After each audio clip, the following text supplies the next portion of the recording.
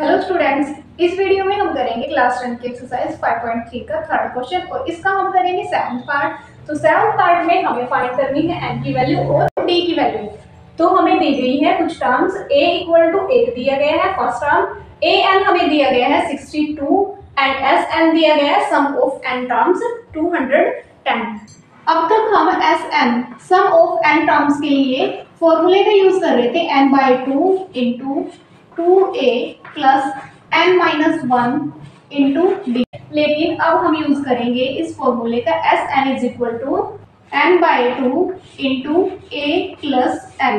इस फॉर्मूले का हम यूज करेंगे। इसमें n है नंबर ऑफ टर्म, a होगा फर्स्ट टर्म और l होगी हमारी लास्ट टर्म, जिसको हम an भी राइट कर लेते हैं। तो यहाँ पे हम इसको l यूज करेंगे और an हमें दी गई है 62, तो मीन्स जो l की वैल्यू है हमारी वो यहाँ पे हम 62 यूज करेंगे। तो इस फॉर्मूले में अब हम ये वैल्यूज पुट कर लेते हैं। हमारे पास Sn की वैल्यू दी गई है 210, सो यहाँ पे आएगा 210।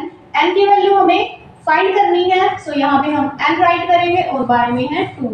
a हमें दी गई है 8 प्लस n होगा हमारा जो an हमें दिया गया है यही हमारा l है, तो यहाँ पे आ जाएगा 62। अब इसको हम सिंप्लीफाई करेंगे 210, ये 2 इधर मल्टीप्लाई में आ जाएगा और जो ये वाली वैल्यूज हैं वो यहाँ पे डिवाइड में आ जाएंगी 62 और इक्वल में हमारे पास ये सिर्फ n रह जाएगा। अब हम इसको सोल्व कर लेंगे।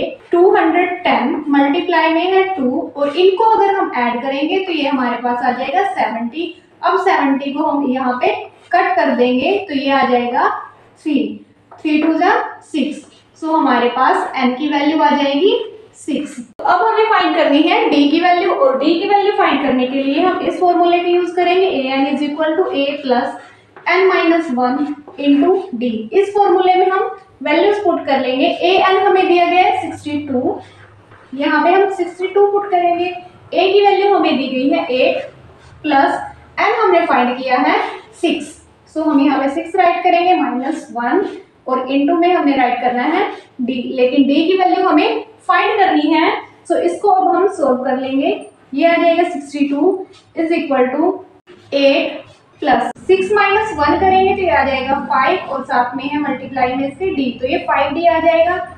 इसको सिंप्लीफाई करते हैं। अब ये आ जाएगा 62 माइनस 8 इक्वल टू 5d। 62 में से 8 माइनस करेंगे तो ये आ जाएगा 54 इज इक्वल टू 5d।